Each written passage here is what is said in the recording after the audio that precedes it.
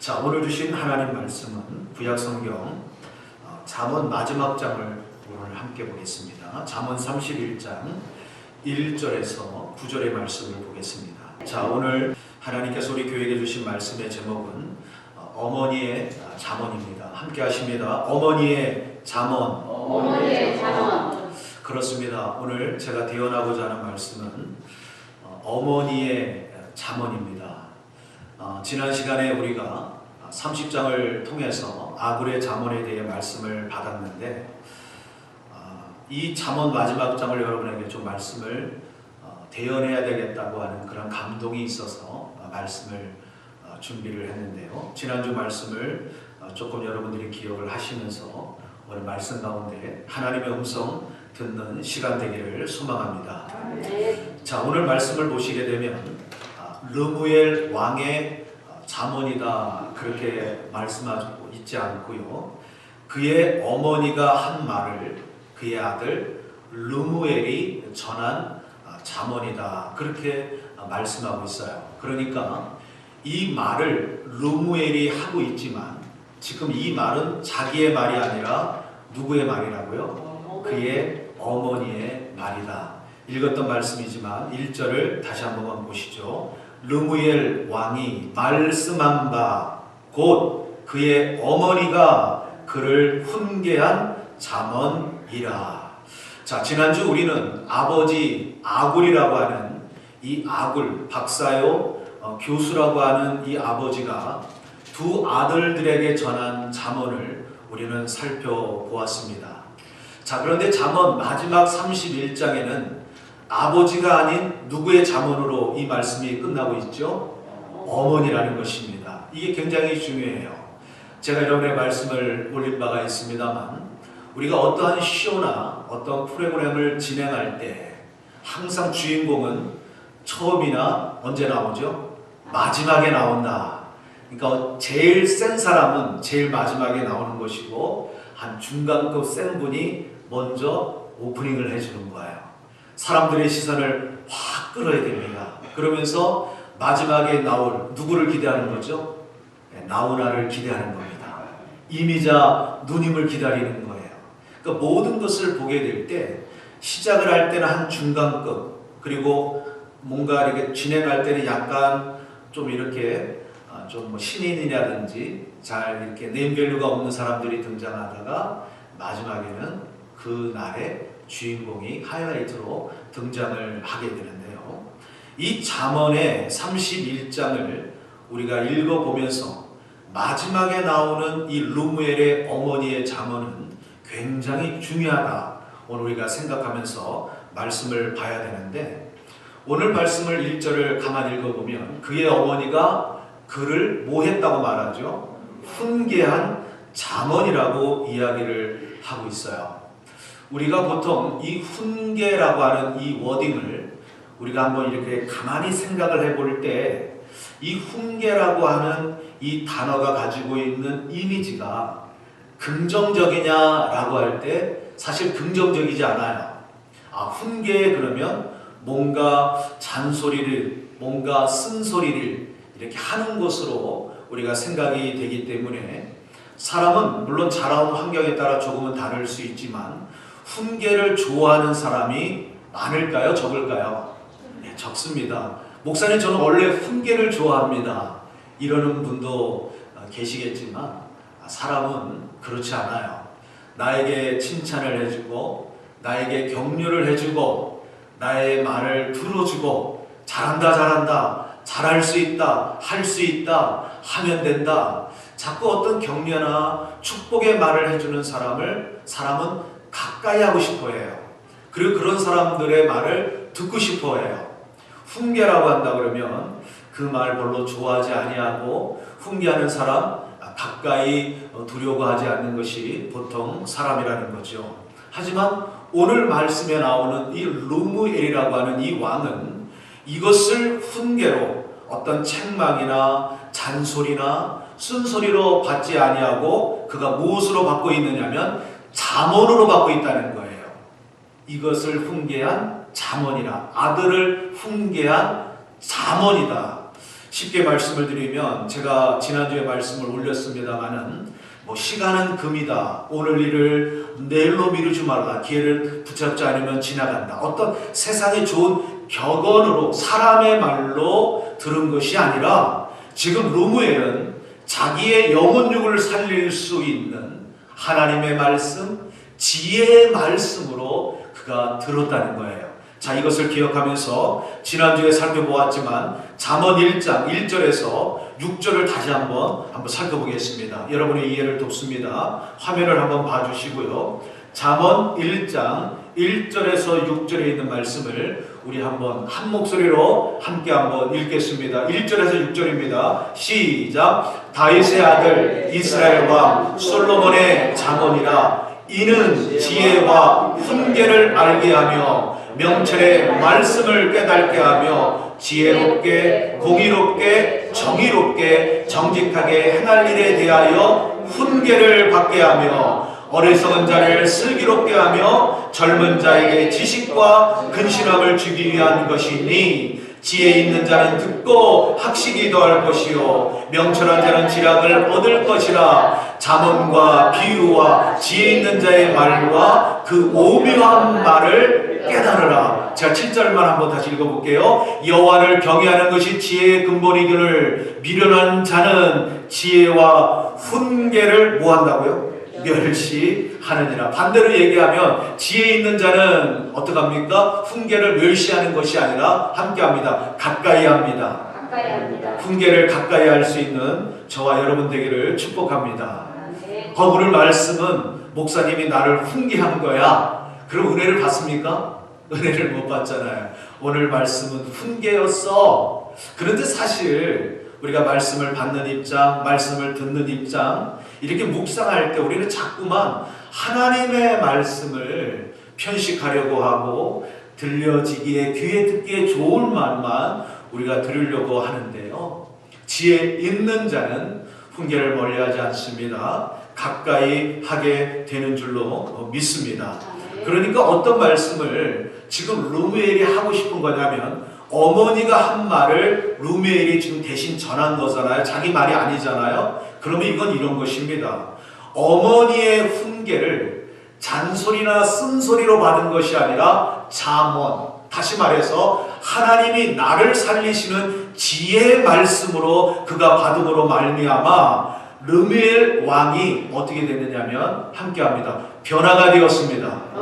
변화가 되었다는 거예요. 변화가 되지 않았다면, 내가 바뀌지 않았다면 이 말 기록할 이유가 없다는 거예요. 그러니까 르무엘 왕은 어머니가 자기에게 훈계한 이 잠언의 말씀으로 통해서 내가 변화가 일어났다, 내가 이렇게 되었다라고 하는 이 부분을 어떻게 하냐면 잠언 1장에 솔로몬이 그의 아들에게 훈계를 하듯 지금 아굴이 아들들에게 잠언을 전하듯 어머니가 그의 아들에게 훈계한 이 말씀을 통하여 르무엘의 삶은 변화되었다. 오늘 저와 여러분의 모습이 되기를 축원합니다. 중요한 것은 어머니라고 하는 이 어머니의 말이 지금 아들 르무엘을 다시 변화하게 했다는 거예요. 이 말씀을 통해서 오늘 말씀을 받는 우리 사랑스러운 어머니, 사랑스러운 우리 부모님들이 다시 한번 이 말씀을 통해서 자녀들을 향해서 여러분들이 귀한 그런 잠언의 그런 말씀이 나가기를 축원합니다. 사실 잠언을 29장이나 썼던 솔로몬을 향해서 성경은 그를 지혜의 왕이라고 말하고 있어요. 지혜의 왕이라고 하는 것은 솔로몬이 어떤 자기의 노력이나 어떤 학습을 통해서 그가 하늘의 지혜를 가졌다고 하는 것이 아니라 이것은 하늘로부터 나뉘어진 하나님의 선물이었어요. 그런데 29장이나 썼던 이 잠언, 솔로몬의 말이 마지막에 하이라이트로 기록된 것이 아니라 바로 르무엘의 어머니가 한 말이 오늘 이렇게 기록된 것으로 보아 성경은 오늘 우리에게 이렇게 얘기하는 것입니다. 남성보다 여성이 좀 더 지혜롭다. 오늘 이것을 이야기하고 있는 거예요. 우리가 알고 있듯이 야곱이 77살이 되었을 때 그는 장가도 못 갔습니다.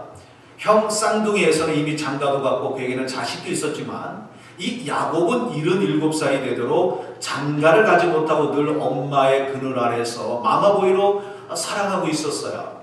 그런데 어느 날 지금 이 야곱이 장자의 축복을 받게 되는 날, 어머니 리브가가 누구의 말을 듣냐면 이삭과 에서가 한 말을 듣게 됩니다. 그래서 에서가 아버지의 축복, 하늘로부터 나뉘어지는 그 축복을 받기 위해 사냥을 하러 나갔을 때 어머니 리브가가 야곱을 부릅니다. 불러서 했던 말이 이렇습니다. 내가 다 책임을 질 터이니 너는 내 말만 들으라. 내 말만 따르라. 빨리 가서 염소 2마리 새끼를 내게로 가져오라. 내가 그것으로 별미를 만들어 아버지의 축복. 이것은 아버지로부터 오는 것이 아니라 그 아버지 아브라함이 받았던 그 축복이 너에게 임할 것으로 내가 모든 것을 책임질 테니 너는 내가 시키는 대로 해라. 어떤 말이냐면 지금 야곱이 장자의 축복을 받게 됨에 있어 누군가의 지혜가 발동되었다는 거예요. 누굽니까? 어머니 리브가의 지혜가 발동되었다는 거예요. 만일 어머니의 지혜가 없었다면 야곱은 장자의 축복 받기 어려웠을 거예요. 그래서 어머니의 사랑과 아버지의 사랑이 있다면 물론 두 분의 사랑을 골고루 받는 것이 중요하겠지만 우선순위를 두고 정말 누구의 사랑을 받아야 되겠냐 그러면은 어머니의 사랑을 받게 되기를 축복합니다. 아멘? 어머니의 사랑을 받는 것은 굉장히 중요한 거예요. 나는 어머니가 없는데 이렇게 그렇게 생각하지 마시고요. 오늘 말씀 속에 영적으로 또 해석할 부분이 있지만은 어머니의 사랑, 어머니의 지혜가 중요해요. 하나님께서 에덴 동산에서 아담을 지으시고 아담이 하는 것을 하나님께서 그의 일거수일투족을 보고 계셨어요. 그런데 모든 짐승들은 암수컷이라고 해가지고 쌍이 있는데 아담만 홀로 싱글로 있는 거죠. 그것을 성경은 독초하는 것이라고 했습니다. 혼자 사는 것. 그런데 하나님이 가만히 보니까 아담이 혼자 있는 것이 별로 좋아 보이지 않으셨어요. 그래서 아담을 위하여 뭘 만들어 주셨냐면 여자 하와를 지어 주셨는데 하나님께서 하와를 지어 주실 때 그 앞에 서술했던 말이 있습니다. 어떤 말입니까? 내가 그를 위하여 돕는 자를 지어 주리라. 돕는 자, 헬퍼라는 거예요. 히브리어로 얘기하면 에제르라고 하는 돕는 자를 지어서 아담에게 붙여주셨을 때 아담이 선악과를 먹은 것처럼 눈이 확 열렸습니다. 그래서 그가 어떻게 말했습니까? 이는 내 뼈 중에 뼈요 내 살 중에 살이로다 라고 하면서 정말로 그것이 너무나 좋았다. 흠모할 만큼 너무나 좋은 하나님의 선물을 받았다. 상식적으로 여러분 한번 생각해 보기 원합니다. 돕는 자가 지혜로울까? 아니면 도움을 받는 사람이 지혜로울까? 생각할 때 누가 더 지혜로울까요? 돕는 자. 내가 누군가를 돕는다고 하는 것은 그 사람보다 도움을 받는 사람보다 지혜롭다고 하는 거예요. 그래서 하나님께서는 남성에게는 뭘 주셨을까요? 힘을 주셨습니다. 남성에게는 힘을 주셨지만 여성에게는 뭘 주셨습니까? 지혜를 주신 줄로 믿습니다. 여러분 엄마가 되면 엄마는 자연스럽게 모유라고 하는 것이 나와요. 우리가 마트에 가면 아이들의 자녀들이 내 자녀들이 지혜로운 자녀가 되기를 위해서 뭘 사 먹입니까? 우유를 사 먹이잖아요. 근데 우유를 사 먹일 때 여기에 뭐가 들어있는지를 봅니다. 이거 먹으면 우리 자녀들 공부 잘하겠다. 똑똑해지겠다. 이거 뭐 사는 거죠 지금? 우유 사는 거예요. 남성에게는 모유라고 하는 것이 없습니다. 여성에게만 모유, 자식을 낳았을 때 하나님이 주는 다른 어떤 우유와 비교할 수 없는 천연 지혜 덩어리가 숨어 있어요. 그러면 이게 어디서 나오는 것일까? 라고 한다면 하나님께서 자체로 여성을 지으실 때 지혜 덩어리로 만드셨어요. 그래서 나중에 아담이 어떻게 합니까? 늘 지혜로웠던 하와의 말을 이기지 못하고 뭘 먹었습니까? 선악과를 먹고 마는 거예요. 여자 말 들어서 안 될 일은 없어. 그러면서 생각도 안 하고 기도도 안 하고 지혜로운 하와의 말을 듣고 선악과를 먹었다는 것입니다. 어쨌든 지금 이 말씀을 보게 되면 지금 이 르무엘이라고 하는 이 르무엘이 이런 변화가 일어났을 때에 어떤 통로가 있었는데 그 통로는 아버지가 아니라 누구라고요? 어머니라는 것입니다. 오늘 예배드리는 우리 어머니들이 오늘 르무엘의 어머니가 되기를 축원합니다. 자, 그렇다면 어머니의 훈계대로 삶의 변화가 일어났던 이 르무엘은 그는 어떠한 사람이었을까? 우리가 한번 생각을 해봐야 되고 어떤 왕이었는지를 살펴봐야 되는데요. 르무엘이라고 하는 왕을 성경을 통해서 제가 한번 찾아봤습니다. 르무엘을 성경을 통해 찾아봤더니 성경에 있었을까요? 없었을까요? 예, 없었습니다. 르무엘이라는 사람은 성경에 나와 있지를 않아요. 신구약 통틀어서 아무리 주석을 살펴보고 어디에 집어서 돌려봐도 르무엘이라고 하는 왕은 없었습니다. 자, 구약에 보게 되면 북이스라엘의 왕은 몇 명이죠? 19명. 남유다의 왕은 몇 명이죠? 20명입니다. 그 밖에 주변에 있는 이방 나라 어떤 사람도 왕의 이름 속에 르무엘이라고 하는 왕은 없었어요.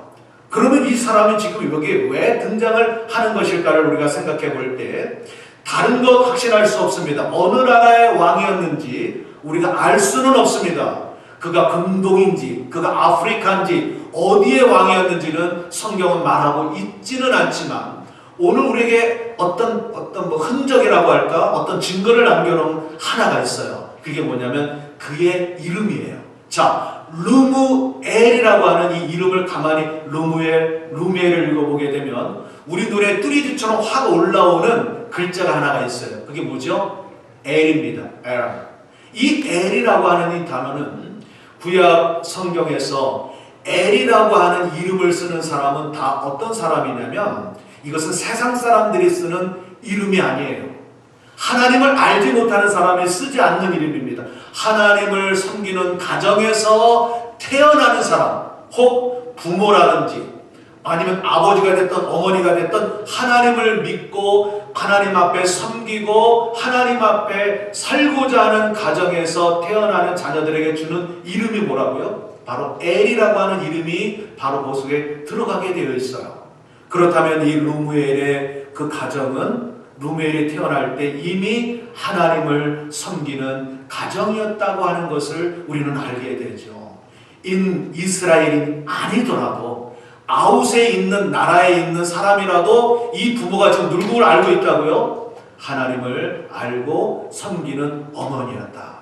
여러분 성경에 보게 되면 우리가 아는 이름 중에 엘리라는 제사장이 있어요. 엘리. 자, 엘이 중요합니다. 자, 그 다음에 사무엘의 아버지였던 이름이 엘가나, 엘가네. 그 사무엘은 사무엘 이렇게 읽는 거예요. 사무엘 이렇게 읽는 게 아니라 사무엘, 엘가나, 엘리, 엘리야. 엘리야가 아니라 엘리야. 그러니까 우리가 제가 어떻게 할 때 할렐루야 이렇게 목사님 왜 할렐루야 이렇게 하지? 이렇게 할 때 히브리 원어로 말할 때에 하는 쉬어야 되는 데가 있어요. 엘리사. 그럼 베델 그러면 베델이 아니라 어떻게 해야 되죠? 벳엘 이렇게 가야 돼요. 자, 그렇다면 엘이라고 하는 단어는 항상 독립성을 가지고 있습니다. 이 엘은 누구를 말하는 거죠? 하나님이에요. 하나님 그러면 엘 항상 엘입니다. 그렇다면 르무엘이라고 하니까 엘은 우리가 알았어요. 하나님이라는 글자입니다. 그럼 르무 무슨 말이냐? 함께 하십니다. 속했다. 다시 한 번만. 속했다. 속한 자. 자, 그럼 르무엘 그러니까 누구에게 속한 자죠? 하나님께 속한 자. 그러니까 르무엘을 딱 낳았을 때 제가 말씀을 드렸잖아요. 우리가 보통 이 구약 성경에 당시 고대에 어떤 풍습이 있었냐면 이렇게 자식이 태어나면 보통 그 자식의 이름을 아버지가 짓는 게 아니라 아기를 딱 이렇게 출산하는 엄마가 이름을 줘요. 어머니가. 보통 어머니가 이름을 짓는데 르무엘이라고 하는 이름을 지은 거로 봐서는 이 어머니의 마음이 이 아들을 향했을 때 뭐가 담겨져 있느냐면 이 아들의 이름은 르무엘이다라고 하니까 우리 아들은 누구에게 속한 자가 되기를 원한다는 거죠? 하나님께 속한 자가 되라. 세상에 속한 자, 마귀에게 속한 자가 아니라 너는 하나님께 속한 백성이 되라, 아들이 되라라는 간절함을 담고 르무엘이라고 하는 이름을 지어 주었다는 것입니다. 오늘 여러분들을 축복합니다. 특별히 오늘 말씀을 받으시는 오늘 우리 어머니들, 여러분들에게 허락하신 자식을 향한 그 소망이 이루어지기를, 그 이름대로 되어지기를 축복합니다. 여러분의 아들들의 이름이 있지 않습니까? 딸의 이름이 뜻이 있지 않습니까? 그 이름 뜻대로 되기를 축원합니다. 그렇게 갖고 불러야 돼요. 의미 없이 부르는 것이 아니라 그렇게 부를 때에 엄마의 소망이 담겨질 때 때로는 곁길로 가던 자녀들이 주께로 돌아오는 줄로 믿습니다. 그러니까 오늘 이 말씀을 듣는 우리 자녀들은 르무엘 왕처럼 하나님께 속한 자녀들이 되기를 축원합니다. 사실 한번 보세요. 늘 함께 한솥밥을 먹으면 모르지만 나이가 먹어서 출가를 했다든지 대학에 가서 공부를 한다든지 멀리 있는 자녀들을 향해서 기도하는 그 어미의 마음과 아비의 마음이 뭐가 있을까를 한번 생각해 볼 때 절대로 세상에 속한 자가 되지 말고 우리 아들이, 우리 딸이 하나님께 속한 자가 되기를 이렇게 사모하고 우리가 기도하지 않습니까? 오늘 우리의 그 사모함이 주께 연락되는 이 시간이 되기를 축원합니다. 자, 하지만 오늘 본문 1절을 보니까 그의 어머니가 그를 훈계한 잠언이라는 말씀을 통해서 우리가 뭘 연상할 수 있냐면 르무엘이 자기의 이름처럼 하나님께 속한 그런 모습이 아닌, 하나님께 속한 모습이 아닌 어떤 모습이 있었다는 거예요. 만일 르무엘이 그 이름처럼 하나님께 속한 사람으로서의 그런 삶이었다면 어머니가 그를 훈계하지 않았을 거예요. 그런데 르무엘이 어머니가 딱 바라보니까 하나님께 속한 자의 삶을 살아야 되는데 나쁜 친구를 만났는지 세상의 물결에 동화가 되었는지 이놈의 자식이 하나님께 속한 모습이 아니라 하나님이 기뻐하지 않는 세상에 속한 모습을 가졌다는 거예요. 그래서 어머니는 어떻게 했습니까? 그 아들을 보고 아유 네 팔자겠지 이러지 않았습니다. 오늘 어떻게 했습니까? 잠언이라고 했잖아요. 하나님의 말씀으로 이 아들을 훈계한 줄로 믿습니다. 훈계라고 하는 이 히브리 원어의 뜻은 징계하다, 책망하다, 교훈하다. 내 말, 내 생각으로 한 것이 아니라 누구의 말씀으로? 하나님의 말씀으로 대언했다는 거예요. 오늘 2월달 우리가 말씀의 달이라고 했습니다. 우리가 말씀을 알아야 그 말씀이 내 삶 속에 녹아져 있어야 자녀들과 통화를 하던 자녀들의 모습을 볼 때, 때로는 곁길로 삐뚤어져 나간 모습을 볼 때 오늘 우리의 말에 권세가 나타나는 줄로 믿습니다. 내 안에 말씀이 없는데 우리 자녀들 알아요. 내가 그 삶 속에 녹아지지 않았는데 그 권세가 나오겠습니까? 오늘 내가 그 말씀 속에 몸부림칠 때 하나님께서는 우리의 마음을 이미 아세요. 그래서 그 말이 땅에 떨어지는 것이 아니라 반드시 자녀가 주께로 돌아오는 역사가 일어난다는 거죠. 요즘 우리 교회 카톡을 보니까 우리 성도님들이 모세오경, 창세기, 출애굽기, 민수기, 신명기 이제 여호수아로 넘어가시는 것 같아요. 너무 잘하고 계십니다. 하나님의 말씀을 가까이 하면 가까이 할수록 하나님은 우리에게 은혜를 주시고 우리가 구하지 아니한 것까지도 하나님은 응답하시는 줄로 믿습니다. 자, 그러면 이 르무엘이 하나님께 속하지 않은 어떤 모습이 있었던 것일까? 2절을 보겠습니다. 오늘 2절을 함께 읽겠습니다. 다시 한번 시작. 내 아들아 내가 무엇을 말하랴? 내 태에서 난 아들아 내가 무엇을 말하랴? 소원대로 얻은 아들아 내가 무엇을 말하랴? 자, 죄송합니다. 여기다 딸을 한번 집어넣고 따라 이렇게 한번 생각하고 읽어보겠습니다. 시작. 내 딸아 내가 무엇을 말하랴? 내 태에서 난 딸아 내가 무엇을 말하랴? 소원대로 얻은 딸아 내가 무엇을 말하랴? 여러분 지금 읽은 이 말씀에 3번이나 반복되는 우리 단어를 보았어요. 내 아들아 아들아 아들아 몇 번 얘기하고 있습니까? 3번. 성경에서 3이라고 하는 숫자는 하나님의 숫자입니다. 하늘의 숫자입니다. 성부, 성자, 성령 이 땅의 숫자 동서남북 4가 만나 7이 되면 이것을 럭키 세븐이라고 말합니다. 하늘과 땅이 하나가 되었다는 거예요. 3이라고 하는 숫자는 그냥 성경에서 아무 의미가 없는 것이 아니라 3의 숫자는 누구의 마음이 녹아져 있습니까? 하나님의 마음이 녹아져 있는 거예요. 하나님은 우리를 보실 때 내가 너를 낳았노라 너는 내 것이라고 말씀하세요. 예수 그리스도를 통해 십자가의 보혈로 우리를 낳으셨어요. 하나님은 우리를 그렇게 부르세요. 자, 그런데 오늘 그의 어머니 루벨의 어머니가 아들아 아들아 아들아 얘기하면서 3번 반복하는 게 뭐냐면 내가 무엇을 말하라 내가 무엇을 말할꼬 이렇게 이야기를 하고 있어요. 사실 여러분 이 땅의 모든 어머니가 자식에게 바라는 것이 있다면 뭐가 있을까? 여러분 한번 생각해 보세요. 어머니의 마음에서 자식에게 내가 바라는 것이 있다면 매달 꼬박꼬박 통장에다 용돈 주고 그거를 바랄까? 정말 신앙의 어머니, 신앙의 아버지라면 자식에게 바라는 것 하나밖에 없습니다. 늘 하나님 주 안에서 in Christ 주 안에서 벗어나지 않는 삶을 사는 것이 아비의 마음이요 어미의 마음인 줄로 믿습니다. 자, 이런 모습을 기대하는데 그렇게 살지 못할 때 부모는 어떡하죠? 때로는 자식을 책망합니다. 때로는 자식을 향해 징계합니다. 때로는 훈계할 때가 있어요. 왜 이것을 합니까? 이것을 말하는 부모가 기분이 좋습니까? 부모는 더 아파요. 좋은 말만 해주고 싶은데 너무 안타까우니까 그렇게 말하는 거예요. 내가 무엇을 말할꼬? 애통하는 마음으로 자식을 향해서 지금 유언하는 마지막 말을 남기는 것처럼 아들아 내가 무엇을 말할꼬? 지금 이 루무엘의 어머니의 마음은 굉장히 지금 먹먹한 거예요. 너무 먹먹한 거예요. 너무 가슴이 막 애린다고 할까? 내가 이러려고 내가 저 자식을 낳고 미역국을 먹었던가? 뭐 이런 거예요. 지금 그런 상황을 오늘 지금 보여주고 있는데 특별히 서원을 해가지고 얻은 아들이에요. 서원을 해서 얻은 아들이 하나님께 속한 모습이 아니라 세상에 속한 모습을 지금 보이고 있다는 거예요. 얼마나 마음이 아픈지. 왜냐하면 루무엘의 어머니의 마음은 이미 킹덤 하나님의 나라가 임했어요. 100년의 삶이 아니라 영원한 하나님의 나라로 돌아가야 되는 것이 우리의 장막 썩어지지 않을 장막은 저 하늘나라에 있다는 것을 루무엘의 어머니는 이미 알아버렸습니다. 그런데 루무엘이 왕입니다. 왕.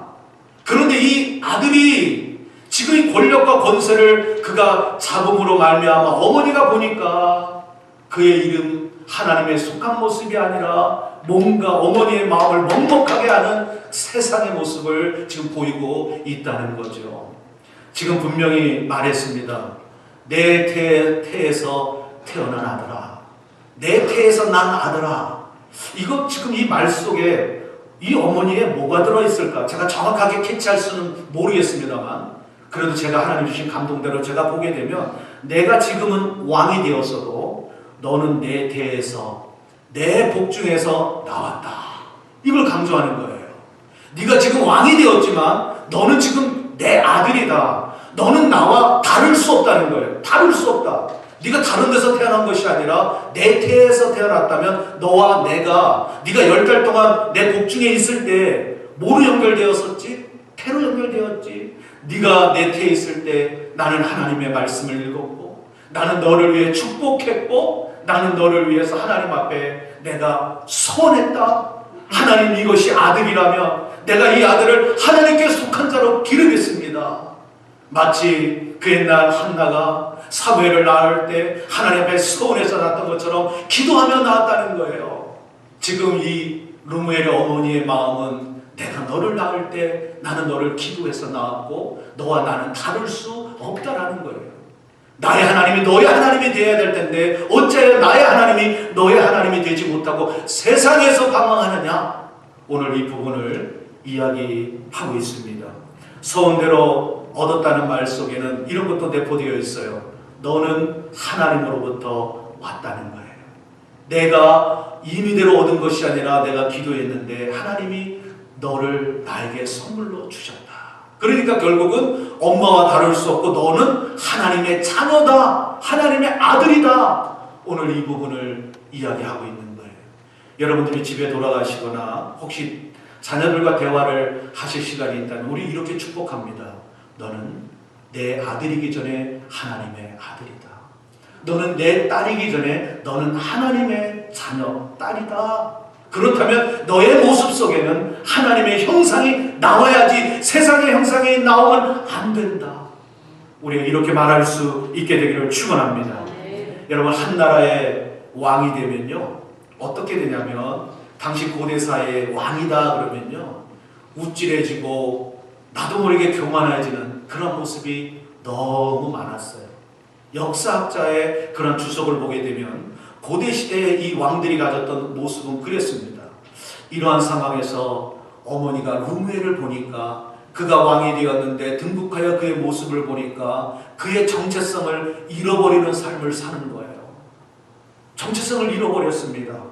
어머니의 말도 들으려 하지 아니하고 너는 내 태에서 나왔는데 어머니를 멀리하고 세상 것을 가까이하고 하나님으로부터 왔음을 자꾸 하나님을 잊어버리는 그 모습을 보면서 어머니가 생명을 걸고 아들에게 지금 뭐하고 있는 거죠? 훈계를 하고 있는 것입니다.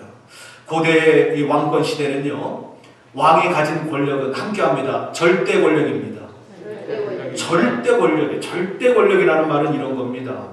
왕의 어머니라도 대비죠. 왕의 어머니라도 왕의 와이프, 왕비라도 왕이 부르지 않았는데 아들아 이러면 안 돼요. 여보 이러면 안 돼요. 와이프라도 왕비라도 어머니라도 왕이 불러야 왕의 얼굴을 보는 거예요. 이런 시대였어요. 고대 근동은 더했습니다. 부르지도 않았는데 와가지고 조금 얘기 좀 합시다 이런 거 못했습니다. 왕이 부르지도 않았는데 나타나서 막 입으로 얘기하고 그러면요 저기 별채에 가둬라 뭐 이렇게 한다든지 그냥 뭐 내쫓아라 뭐 이렇게 한다든지 이런 폐해가 된다든지 여러 가지의 행정적인 그런 게 있었어요. 그래서 왕이 부르지 않았는데 나타난다는 것은 상명을 걸어야 돼요. 그 옛날 우리가 잘 아는 에스더가 어떡합니까? 민족을 살리기 위해 불임절이라고 하는 이 명절이 나오기 전에 어떡하죠? 그가 생명을 걸고 왕 앞에 나갔던 사건을 우리는 잘 알고 있습니다. 그런데 부르지도 않았는데 왕에게 가서 훈계를 한다? 이것은 아무나 누구나 할 수 없는 거예요. 그래서 어머니는 이 모든 것을 감내하고 아들에게 가서 말합니다. 내 태에서 난 아들아 서원에서 얻은 아들아 내가 무엇을 말할꼬 하면서 3번 그 얘기를 하는 거예요. 지금 어떤 상황이냐면 엄마는 이제는 죽으면 죽으리라 해요. 더 이상 내가 그걸 못 보겠다는 거죠. 가슴이 먹먹하고 하늘이 무너져 내리고 땅이 꺼질 것 같은 그런 모습을 지금 아들에게 보고 말았다는 거예요. 그래서 그것을 보고 방관한 것이 아니라 어떻게 했느냐면 바로 아들에게 가서 잠언 자기의 말이 아니라 하나님의 말씀으로 르무엘에게 권면 한 줄로 믿습니다. 자, 그렇다면 이 어머니가 르무엘 왕에게 어떠한 모습을 보았길래 이렇게 나가서 이런 훈계를 하게 되었던가? 3절이 중요합니다. 함께 읽습니다. 3절 시작. 내 힘을 여자들에게 쓰지 말며 왕들을 멸망시키는 일을 행하지 말지어다. 다시 한번 읽습니다. 시작. 내 힘을 여자들에게 쓰지 말며 왕들을 멸망시키는 일을 행하지 말지어다. 아멘. 자, 지금 이 말씀을 읽어보면 힘이라고 하는 이 파워라고 하는 단어가 나오잖아. 내 힘을 여자들에게 쓰지 말라. 여자를 뭐 때리지 말라 이런 것이 아니라 내 힘을 여자들에게 쓰지 말라라고 하는 이 말은 뭐냐면 네가 지금 왕이 되어 권력을 가지고 있다고 해서 아내를 많이 두지 말라는 거예요. 아내를 많이 두지 말라. 이것은 하나님의 사실 말씀입니다. 당시 고대의 왕들은 권력을 가지면 제일 먼저 뭘 많이 두었느냐면 아내들을 많이 두었다는 거예요. 자, 두 번째로 지금 보니까 내가 군사력이 있다고 해가지고 뭐 하지 말라는 거죠? 다른 나라와 전쟁하지 말라는 거예요. 너에게 지금 군사가 있느냐? 군사력을 가지고 있느냐? 그걸 가지고 가난한 나라, 약한 나라, 주변에 있는 나라 공격하지 말라, 전쟁을 일으키지 말라는 거예요. 여러분, 저는 이 말씀을 읽으면서 한 사람이 오버랩되었습니다. 누구냐?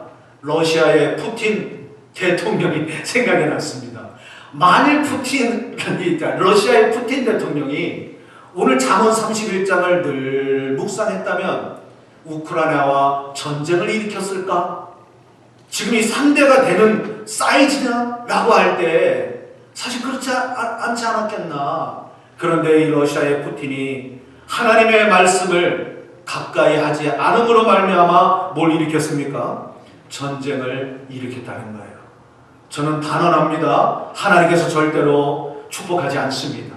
우리는 오늘 이 시대를 살아갈 때 그리스도인 된 저와 여러분들이 반드시 지금 전쟁 속에 있는 이 두 나라를 위해서 우리는 기도해야 될 줄로 믿습니다. 지금 세계는요, 그냥 우리만 잘 사는 그런 거 아닙니다. 전 세계는 지구촌이에요. 어디 쪽에서 아픔을 겪으면 이것이 우리에게도 다 전파가 되는 것입니다. 왕이 되었다고 해서, 권력을 가지고 군사력이 있다고 해서 아내를 많이 두고 전쟁을 일으켜서는 안 된다라고 하는 이 부분이 오늘 이 시대에도 적용이 돼야 돼요. 우리는 이 말씀을 받으면서 우리 조국을 위해서도, 이 미국을 위해서도, 열방과 민족을 위해서도 우리가 기도해야 될 줄로 믿습니다. 당시 고대의 왕은요, 권력이 커지면 커질수록 여자들을 가까이 많이 뒀습니다. 군사력이 커지면 커질수록 전쟁을 일으켰습니다. 그런데 오늘 루멜의 어머니가 아들의 모습을 보니까 당시 고대 왕들이 하고 있는 그 관습, 관행을 카피하는 거예요. 다른 나라 왕들도 그렇게 하는데 나도 해야지 하면서 그렇게 하는 거예요. 그래서 어머니는 말합니다. 그러면 안 된다. 주변에 있는 왕들이 그런 관행으로, 그런 모습으로 산다 할지라도 너는 그런 왕이 되지 말라라고 어머니가 지금 아들에게 지금 이것을 권면하는 거예요. 여러분 기억하십니까? 북이스라엘의 7대 임금이었던 아합이라는 왕은 아내 이세벨이라고 하는 이 여자를 만나요.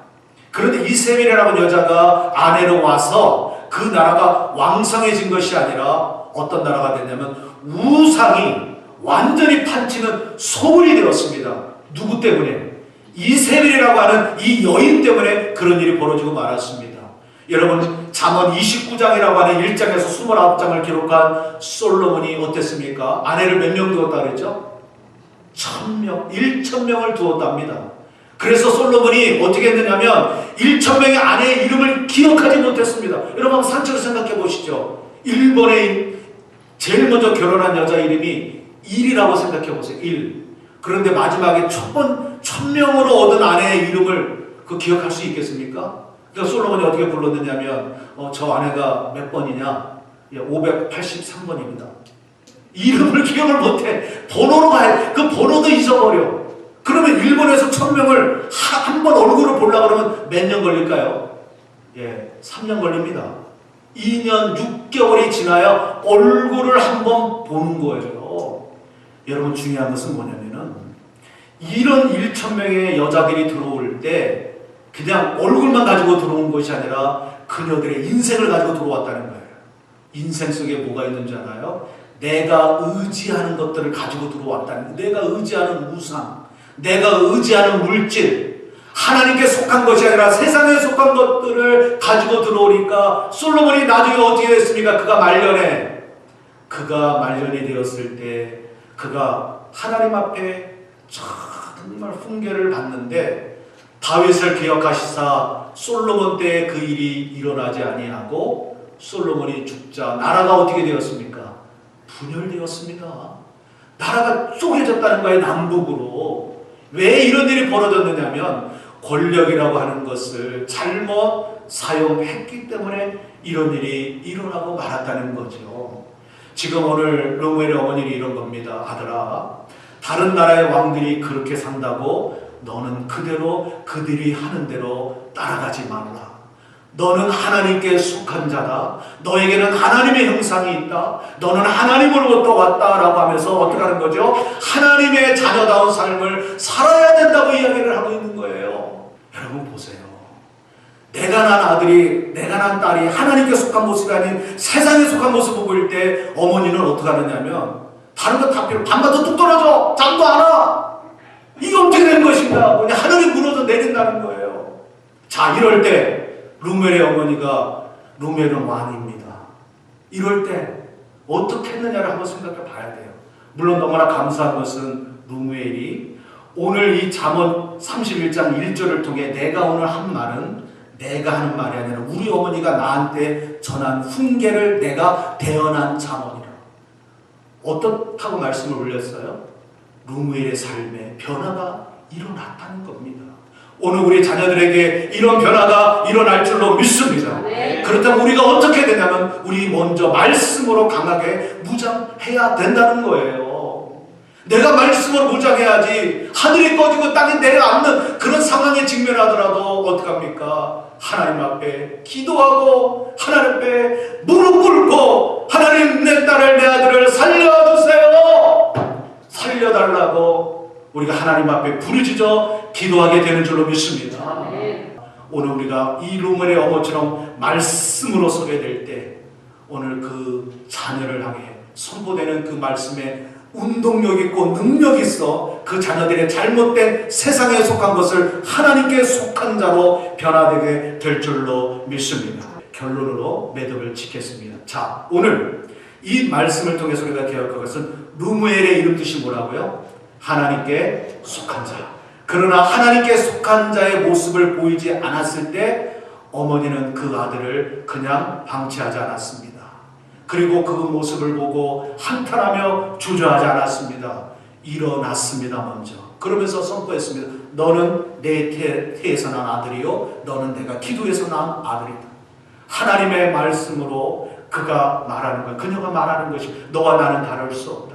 하나님은 너의 하나님이여 창조주다라고 하는 이 부분을 이야기하면서 너는 하나님의 자녀라고 선포했을 때 루멜이 세상으로 가다가 하나님께로 돌아온 줄로 믿습니다. 이 말씀을 우리가 받으면서 다시 한번 우리 자녀들에게 전화가 됐든 뭐가 됐든 이야기하면 됩니다. 다른 세상 말 할 거 없습니다. 너는 하나님의 자녀다. 하나님이 너를 낳기 위해서 독생자 예수 그리스도를 십자가에 못 박으며 피를 흘리셨다. 내가 너를 낳기 위해 하나님 앞에 기도하며 너를 낳았다라고 하는 그 부분을 이야기하며 엄마의 하나님이 너의 하나님이 되기를 나는 축복한다 라고 선포하시면 그 어머니의 선포대로 어머니의 잠언대로 자녀들이 하나님의 속한 자로 다시 회복될 줄로 믿습니다. 루멜이 회복됐잖아요. 이것을 보면서 우리 자녀들도 제2의 루멜이 될 줄로 믿습니다. 이런 역사가 이후 한 달에 일어나기를 예수님의 이름으로 축원합니다.